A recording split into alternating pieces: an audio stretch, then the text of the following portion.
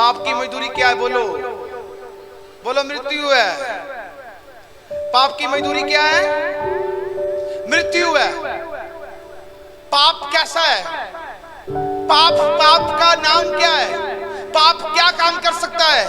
पाप कहते जरूर है कि तूने पाप कर दिया, तूने ये कर दिया, पर पाप में हम लोग अब भी जीवन बिता रहे हैं।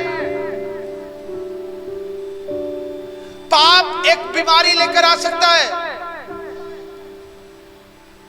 पाप हमें एक दुख में लेकर जा सकता है। हम मरते कैसे हैं? ये नहीं कि हम मर गए। अगर आदम की वाटिका में पाप हुआ, गुनाह हुआ, झूठ बोला गया, जो फल खाने को मना किया था वो खाया गया, परमेश्वर पिता ने कहा अगर तुम ये फल खाओगे तुम मर जाओगे। वो आत्मिक रीति से मर गए। जब परमेश्वर उससे मिलने के लिए आता था, हे आदम, हे आदम, वो कहता था जी परमेश्वर मैं यहां हूं। जब उसने पाप कर लिया, अब परमेश्वर शाम को जब उसको मिलने के लिए आया, वो कहता आदम, आदम की आवाज नहीं आई, वो कि पाप ने एक दीवार खड़ी कर दी थी। पाप ने एक दीवार खड़ी कर दी थी। आज बहुत सारे परिवारों के भीतर एक दीवार है। वचन ना मानने की आज्ञाकारी एक पाप है। परमेश्वर की बातों को अपने जीवन में नहीं ग्रहण करना, ये एक गुनाह है कि हम जानते हैं कि हम परमेश्वर को मानते हैं, उसकी मर्जी के द्वारा हम चल नहीं रहे। ये हमारी लाइफ में सबसे बड़ा गुनाह है कि हम परमेश्वर को तुच्छ जान रहे हैं और उसकी मर्जी को अपने जीवन में पूरा नहीं होने दे रहे। आप देखो हमारी बॉडी, हमारी जो आत्मा है अंदर की, उसको खाने की पड़ी है। हमारी बॉडी है जो, उसको अलग अलग डिश चाहिए, आदि हो गई है। हमारी जो शरीर को इतना पैसा चाहिए। मैं ये नहीं कहता कि पैसा आना गलत बात है, पैसा आना चाहिए ताकि ये पैसे के द्वारा दुनिया कैसे चलती है। हाँ? पर अगर पैसा हमारे अंदर, पैसा अंदर रहेगा, परमेश्वर अंदर नहीं है, तो आप परमेश्वर को बाहर कर कर अहमियत दे रहे हो उस धन की जिस धन की वैल्यू नहीं है परमेश्वर के सामने। अब देखो ऐसे धन भी हैं, ऐसे काम भी हैं, तो डॉक्टर इतना बड़ा पैसा होने के बावजूद भी बचा नहीं पा रहे। पाप की मजदूरी मौत है। बहुत सारे ऐसे लोग हैं जो एक हम सभी जन एक आत्मिक युद्ध में हैं। हम सभी पूरा का पूरा, जितने भी यहाँ पर कॉन्ग्रेगेशन बैठी हुई है, हम सभी के सभी जन एक आत्मिक युद्ध में, जितने भी परिवार यहाँ पर आए हुए हैं, जितने मुझे ऑनलाइन देख रहे हैं, जब तक हम इस धरती पर हैं तब तक हम एक युद्ध में हैं। और जो युद्ध नहीं लड़ता वो परमेश्वर के राज्य का वारिस भी नहीं हो पाता। आपके बच्चे बीमार हैं, आप समस्या में हो, आप युद्ध नहीं लड़ रहे, आप समस्या को अपना काम करने दे रहे हो, पर आप काम नहीं कर पा रहे।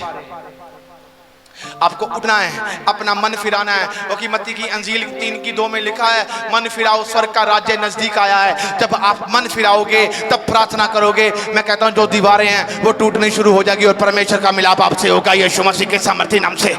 मैंने कहा आपकी तारीफ छोटी है।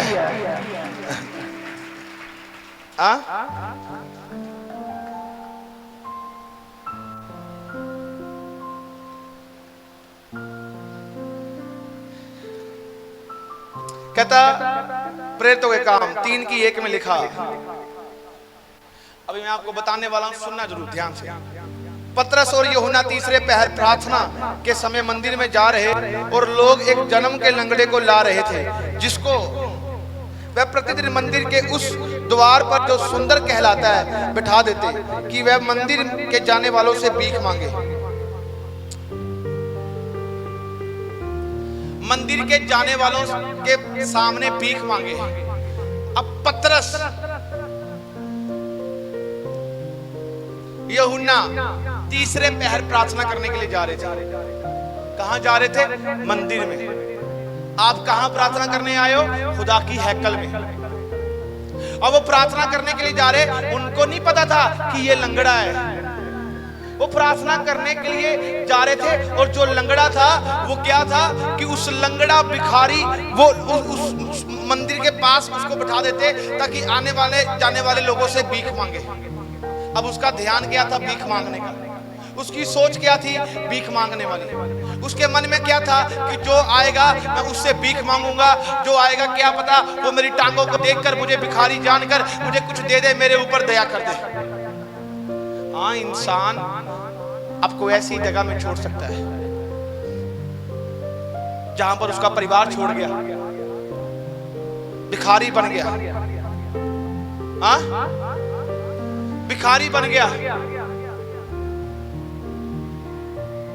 और वो भिखारी बन गया। आने वाले जाने वाले लोगों से भीख मांगता था कि मुझे कुछ मिल जाए, मुझे उनसे कुछ मिल जाए, मैं उनसे चाहत रखता हूं। आज भी बहुत सारे ऐसे लोग हैं जो अपने आप के ऊपर डिपेंड नहीं रह पा रहे, जो वचन को अपने हृदय में जगह नहीं दे पा रहे। आज भी वो भिखारी बन चुके हुए हैं। वो कभी दाएं भटक रहे हैं, कभी बाएं भटक रहे हैं, कभी इधर जा रहे हैं, कभी उधर जा रहे हैं। उनको वे नहीं पता लग रहा, उनको रास्ता नहीं पता चल रहा। वो कि यूहन्ना की पुस्तक में लिखा है, प्रभु कहता है मैं ही सच्चाई हूं, मैं ही रास्ता हूं, मैं ही जीवन हूं। अगर परमेश्वर कहता है कि मेरे वचन में सच्चाई है, मेरा वचन चंगा करने की ताकत रखता है, मेरे रास्ते पर चल, तू कभी भी अंधेरे में नहीं चलेगा, क्योंकि मैं ही अनंत जीवन हूं। अगर आपकी लाइफ में बीमारी है, अगर आप परमेश्वर के रास्ते पर चल रहे हो, बीमारी को निकलना पड़ेगा और आपको अनंत जीवन मिलेगा। यीशु मसीह के सामर्थी नाम से उसको जाना पड़ेगा, आपको छुटकारा मिलेगा, क्योंकि परमेश्वर के रास्ते पर कभी भी ऐसे काम नहीं आ सकते। अगर आएंगे वो निकलेंगे यीशु मसीह के सामर्थी नाम से।